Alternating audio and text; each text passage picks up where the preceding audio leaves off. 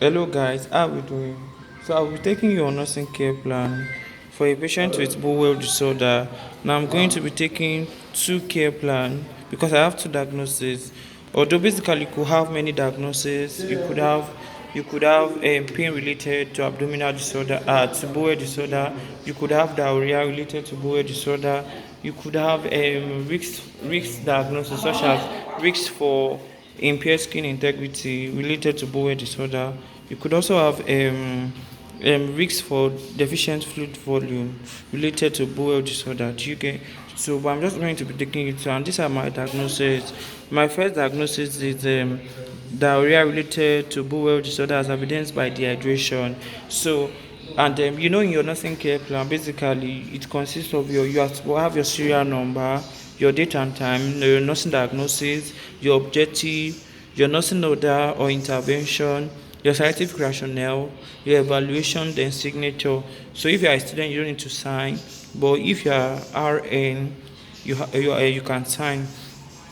So basically, this is outdated though. So I'm supposed to have my serial number before my date and time. So I have my first nursing diagnosis, which is the diarrhea related to bowel disorder as evidenced by dehydration. And my objective is that patients will achieve or we exhibit improved hydration status within 30 minutes of nursing intervention. So because the patient is constantly losing fluid, do you understand? And when there is loss of fluid, there will be loss of electrolyte with it. And then when there is an electrolyte imbalance in the body, can cause disorder. So I need an objective that can be achieved within 30 to 45 minutes of nursing intervention. So we have our nursing order or intervention. Number one is to monitor the fluid intake and output. So you have to monitor your patient intake and output in order to serve as your baseline data. For your every of your intervention, there must be a scientific rationale. And the essence of you having your scientific rationale is because we are scientific nurses. So I monitor the patient fluid intake and output because if there's excess, to know if there is a balance between what is taken in and what's going out, or there is deficiency somewhere.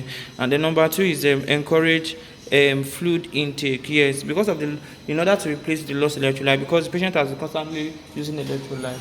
So you encourage fluid intake. Number three is provide dietary guidance.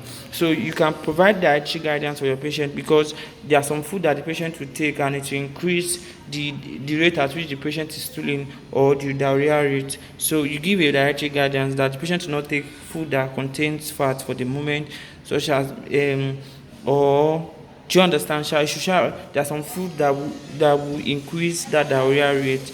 Then no, the essence or the scientific rationale is to reduce excessive stooling. And then number four, you administer prescribed anti-diarrhea, e.g. loperamide 2 milligram, 1 tab BD. So in order to help reduce intestinal motility, that's the movement of the intestine. Then the evaluation, patient experience improved hydration status after 25 minutes of nursing intervention. Then for your nursing diagnosis two, we have acute pain related to abdominal cramping and spasm as evidenced by pain rating score of you can have 8 over 10, you can have 6 over 10, you can have 7 over 10. But you know that when pain is getting to about 5, it's you understand. We have a mild pain, we have severe. Do you understand? So if it's getting from anything from 5, you have to attend to that pain. So patient, my objective is that patient will verbalize less pain within 45 minutes of nursing intervention. So I have my nursing order or intervention. Number one is to assess patient's level of pain using periodic score of 1 over 10 in order to serve as my baseline data to know, okay, is this pain a mild pain or a severe pain.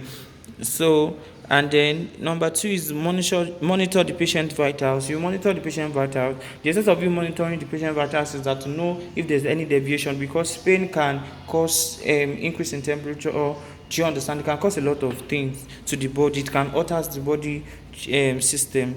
Then number three is to educate patient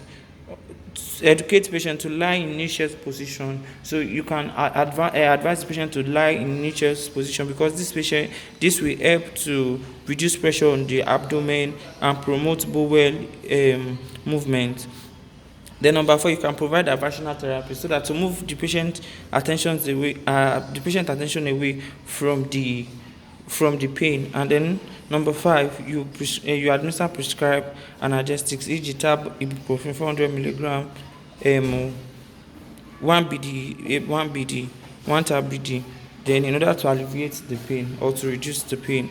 So, and then my evaluation is that patient verbalize less pain as evidenced by decrease in pain rating score of 6/10 to 2/10 after 25 minutes of nurse intervention. That means the pain reduced by 4. Do you get from 6 to 2? It means I achieved.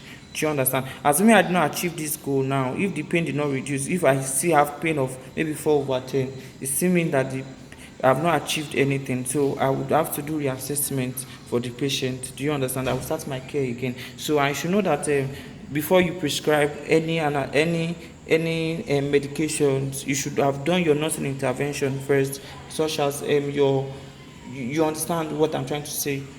You make use of what you have in your environment before the administration of the medication should come last, shouldn't come first.